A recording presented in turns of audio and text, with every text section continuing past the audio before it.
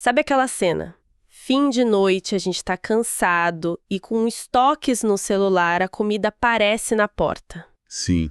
Ou quando precisa de um transporte rápido, chama e um mototáxi chega em minutos.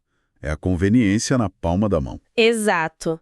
Mas essa conveniência toda, ela é sustentada por um exército de pessoas em motos, em bicicletas. E aí surge uma tensão, né? Um conflito quase central da nossa era. Que é essa eficiência da tecnologia contra a necessidade fundamental de dignidade para quem trabalha. Isso. É o grande debate do século XXI. A tecnologia criou um modelo de negócio, assim, incrivelmente eficiente, mas ao mesmo tempo gerou um vácuo de responsabilidade, sabe? Um vácuo? Como assim? Quem é o responsável pela segurança? Pela remuneração justa? Pelas condições mínimas da pessoa que está lá na ponta? É a plataforma? O consumidor? O próprio trabalhador? Fica essa pergunta no ar. E é exatamente nesse campo de batalha que a gente vai mergulhar hoje. Vamos lá. A nossa fonte é um documento que tenta responder essas perguntas de uma forma bem direta. O Projeto de Lei 2479 de 2025, que está lá na Câmara dos Deputados. Um texto bem denso, por sinal. Sim, e a nossa missão aqui é dissecar cada artigo. Não como uma lista de regras, mas como se fosse uma jogada nesse tabuleiro, entende? Vamos entender o que essa proposta realmente estabelece sobre dinheiro, segurança e dignidade para os entregadores. Perfeito. Ok? Então, vamos começar pelo que mais pesa no fim do mês: o dinheiro, a remuneração. Sempre o ponto mais sensível. A proposta já chega estabelecendo valores mínimos, o que por si só já é uma mudança e tanto. Fala em R$ 10 por entrega para motos e carros até 4 quilômetros. E os mesmos R$ 10 para bicicletas, mas aí até 3 quilômetros. É. À primeira vista, pode não parecer uma fortuna, né? Mas o que isso realmente significa na prática, no dia a dia deles? Olha, o ponto-chave aqui não é só o valor em si, mas a mudança de filosofia. Como assim? Hoje, o sistema é muito variável e opaco. O entregador muitas vezes nem sabe como o valor da corrida foi calculado. A proposta troca essa incerteza por um piso, algo previsível. Certo. Pensa num trabalhador que hoje talvez receba, sei lá, 5 ou 6 reais por uma corrida curta. Para essa pessoa, esses 10 reais não são só mais dinheiro. Representam a chance de planejar minimamente as contas. É sair da imprevisibilidade total para um mínimo de dignidade. Exatamente essa a palavra. Dignidade. E o projeto parece que tenta fechar umas brechas que a gente sabe que existem, né? Por exemplo, tem o pagamento adicional de R$ 2,50 por quilômetro extra. Sim, e os 60 centavos por minuto de espera a partir do 11º minuto. Isso. Parece que miraram direto nas queixas mais comuns da categoria. Sem dúvida. E isso mostra que quem escreveu o projeto ouviu os trabalhadores. Tem outro ponto que é crucial. Qual? A regra para pedidos agrupados. Se o entregador pega 2 entregas no mesmo restaurante, ele tem que receber o valor mínimo por cada uma delas. Ah, isso é importante. Muito. Acaba com aquela prática de ratear o valor, que na prática só diluía o ganho dele.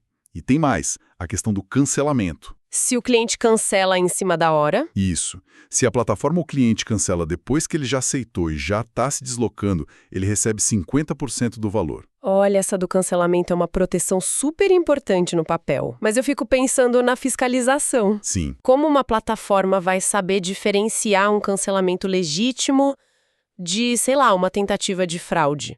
O texto da lei detalha esse mecanismo? Ótima pergunta. E a resposta é não. O texto não especifica o mecanismo de verificação, ele só estabelece o direito. Isso já sugere que, se o projeto for aprovado, esse vai ser um ponto de atrito imediato. Algo que ia precisar ser detalhado depois em regulamentação. Ou decidido na justiça caso a caso. Provavelmente. É o tipo de detalhe que mostra que aprovar uma lei é só o começo da história, né? Certo. E ainda falando em dinheiro, um valor fixo hoje pode não valer quase nada daqui a 2 anos. Como é que o projeto lida com a inflação, com os custos que não param de subir, tipo a gasolina? Esse é um dos pontos mais sofisticados do projeto. Além do reajuste anual pela inflação, pelo IPCA, que seria o básico... O mínimo esperado. Exato. Ele cria um comitê tripartite. Com governo, empresas e trabalhadores, certo. Isso. E a função desse comitê é revisar os valores. Só que aí tem um desafio técnico, que vai ser enorme. Que é? Como ponderar o preço do combustível, que varia absurdamente entre as capitais e o interior, e o custo de manutenção de uma moto em São Paulo versus numa cidade pequena. Entendi. A ideia é boa, mas a execução é bem complexa. Exatamente. A implementação de um reajuste que seja justo e dinâmico, e não só um índice frio, esse é o grande pulo do gato e a maior dificuldade técnica da proposta. E para tudo isso funcionar, o trabalhador precisa de informação, né? Precisa.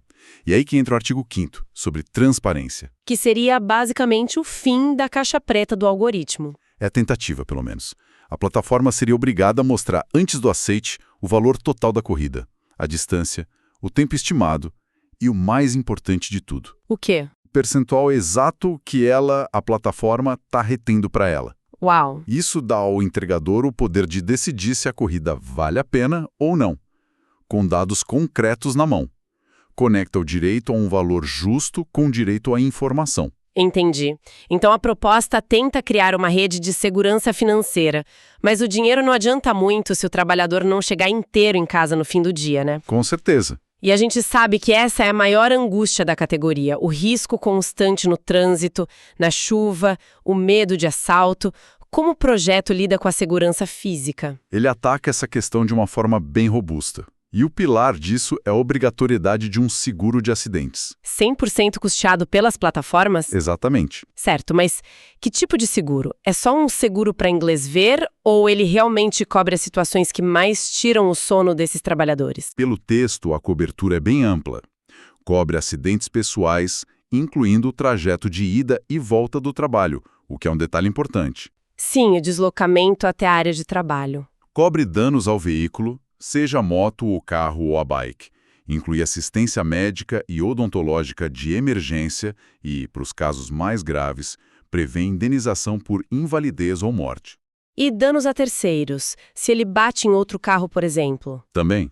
Tem um ponto que muitas vezes é esquecido, mas o projeto cobre danos a terceiros. E existem valores mínimos para essa cobertura? Sim, o projeto estipula R$150 mil para acidentes pessoais e 50 mil para danos materiais. O que é fascinante aqui é a mudança de paradigma na responsabilidade. Hoje, o risco é quase todo do trabalhador. Ele cai, quebra a perna, ele paga o conserto da moto e fica sem renda. Sim. A proposta transfere uma parte enorme desse risco para a empresa que organiza e lucra com a atividade. Isso tudo cobre o depois do acidente. Mas e a prevenção? O que o projeto faz para tentar evitar que o acidente sequer aconteça? Esse é um ponto fundamental. O artigo 8º proíbe práticas que a gente sabe que incentivam o risco. Tipo o quê? Fica expressamente vedado criar metas de entregas por hora ou oferecer bônus que induzam ao excesso de velocidade ou a jornadas exaustivas. Mas as plataformas poderiam argumentar que esses bônus são só para recompensar a eficiência, não? Onde fica a linha entre um incentivo saudável e uma pressão perigosa? Essa linha é muito tênue e o projeto não a define com precisão. Ah, então? Ele proíbe bônus que induzam ao risco, o que é uma linguagem aberta à interpretação. De novo, seria uma área cinzenta a ser disputada. Entendi. Mas a simples existência da proibição já inibe os modelos mais agressivos de gamificação, sabe? Aqueles que transformam a entrega numa corrida contra o relógio com consequências que podem ser fatais. E a tecnologia, que muitas vezes é vista como parte do problema, ela também pode ser parte da solução? Com certeza. O projeto obriga as plataformas a usarem seus aplicativos para o bem. Como? Elas deverão ter sistemas de alerta sobre mau tempo, sobre rotas perigosas e uma ferramenta muito pedida pela categoria, um botão de atalho. Para quê? Para reportar assédio ou locais de risco, permitindo cancelar a entrega sem ser punido por isso. É impressionante pensar nisso, né? A gente pede um hambúrguer às 10 da noite, na chuva, e nem imagina que a pessoa que vai trazer talvez não tenha tido acesso a um banheiro. Ou a um lugar para se secar nas últimas 5 horas. Exatamente. E é para tirar essa camada de invisibilidade que a tecnologia criou que serve o terceiro pilar do projeto, as condições de trabalho. Isso. O artigo 9º, que propõe a criação de pontos de apoio físicos. Que seriam como? uma espécie de base para os entregadores. Exato. Locais com infraestrutura mínima, água potável, banheiros limpos, um lugar para sentar e descansar. E tomadas para carregar o celular. Essencial. O celular é a ferramenta de trabalho. Parece ótimo, mas quem vai construir e manter esses lugares? É uma proposta prática ou só uma ideia bonita no papel? A proposta é pragmática. Ela diz que as plataformas podem criar seus próprios pontos ou, o que é mais provável, fazer parcerias com postos de gasolina, restaurantes, lojas de conveniência. Ah, ok. Sabe, ao exigir uma estrutura física, o projeto reforça que, apesar da tal flexibilidade, existe uma rotina de trabalho com necessidades humanas básicas, e a empresa que gerencia a atividade precisa suprir isso. E esse suporte vai além do físico.